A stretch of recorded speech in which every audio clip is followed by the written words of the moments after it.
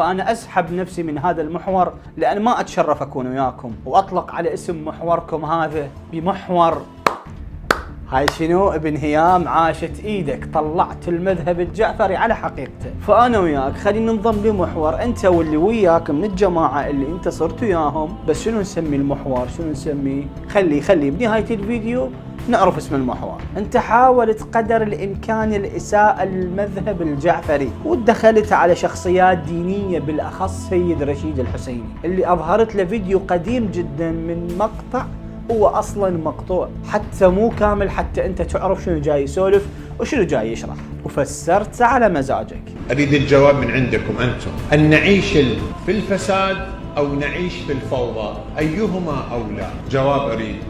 فساد، خلي فساد، اللي يسرق بس انا اعرف وين اطلع وين ادخل وكيف اتعامل. شوف المنطق، والله العظيم صحيح. يبوقك عادي، اهم شيء اني اطلع واطب انا اذا ما انسان انا شلون اعيش واكل والله صحيح. صفقه للسيد، والله هذا المنطق الصحيح. واستمر بالسخريه على القوانين الالهيه بالاخص ارث الاراضي اللي تكون للزوجه، واخذ نقطه واحده فقط من اسباب عدم ارث الزوجه واتخذها مصدر للسخريه وتغاضى عن الباقي. انت ما تدرين شنو خطوره انه المراه تورث قاع؟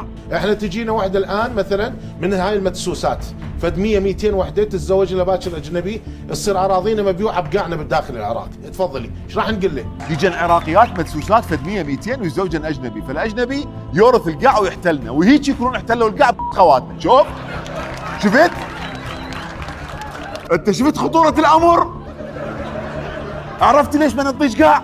في حين انه اهل البيت ذكروا اسباب كثيره، منها الامام الصادق عليه السلام يقول انما المراه ليست لها نسب ترث به وانما هي دخيله عليهم، وانما صار هذا كله لئلا تتزوج المراه فيجيء زوجها او ولدها من قوم اخرين فيزاحم قوما في عقارهم.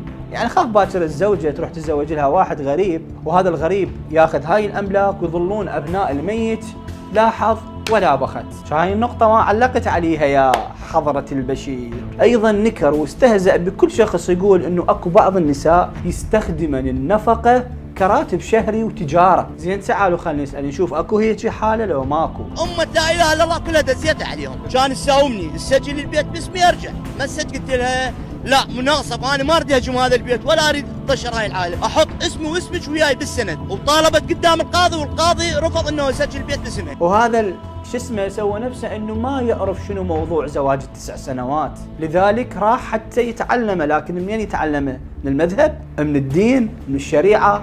من المراجع؟ من العلماء؟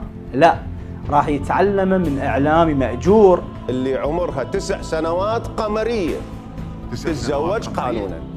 يعني طفله بعمر 8 سنوات و8 اشهر راح يصير مسموح زواج بالثالث ابتدائي؟ اقول لك انت وين كذا؟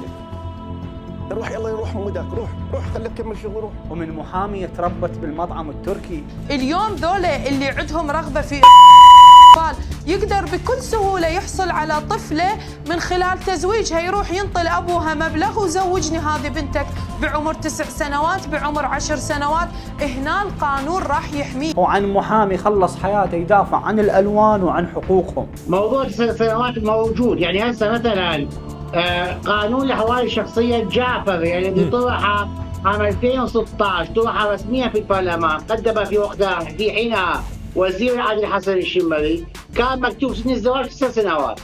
يعني هو مو اني يعني هو كاتبه. فذول اللي نتعلم منهم قضيه ال9 سنوات لو اهل الدين والعلم، وانهى حديثه بقضيه المفاخذه وسوى روح افتهم وسوى بانه هو موضوع قذر بدون التكلم عن اسبابه واوقاته وشروطه وبيها هواي تفاصيل. يعني مثلا هسه الشرع محلل مفاخذه الرضيعه، نفسيتك تقبل تفاخذ رضيعه؟ والنظر لها بشهوه وهي طفل. نعم هسه هاي قضيه النظر لها بشهوه وكذا، هذا اخو هذا احنا ما نتكلم الان، نتكلم على اصل ليش شيخنا المفاخذه عند الشيعه حلال ام حرام؟ كل المذاهب لا اشكال فيها. لا اشكال كل المذاهب، كل المذاهب الاسلاميه المذاهب الخمسه، ولا نحكي على المذاهب السنه الخمسه مذاهب حتى الظاهريه. وصف هاي النقاشات وكل شخص يتناقش بها بالنقاشات القذره.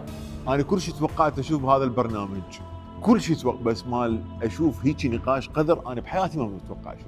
فنسيت يا ابن هيام انه انت حاليا فيديوهاتك تعرض على اقذر قناة بالتاريخ، القناة اللي دائما ما تروج الى الالوان والى حقوقهم، زواج الولد من الولد والبنية من البنية، اكو اقذر من هيك بالتاريخ بعد. ركزت على التفخيذ واعتبرته قذر، بس ما ركزت على زينب جواد المحامية اللي حرضت النساء والامهات على أطفالهن ولا ينطونهن لآبائهن. إذا ازداد الضغط على النساء العراقيات وطلعن من طورهن، صدقوني يا حكومتنا يا برلماننا يا مرجعيتنا راح تصير أكبر مجزرة وأكبر قتل رحيم للأمهات والأطفال. فتاخذ بكلام ذول وتترك أهل الاختصاص وأهل الدين وتحاول تشوه سمعتهم وكلامهم. فأنا أسحب نفسي من هذا المحور لأن ما أتشرف أكون وياكم، وأطلق على اسم محوركم هذا بمحور المقادرة.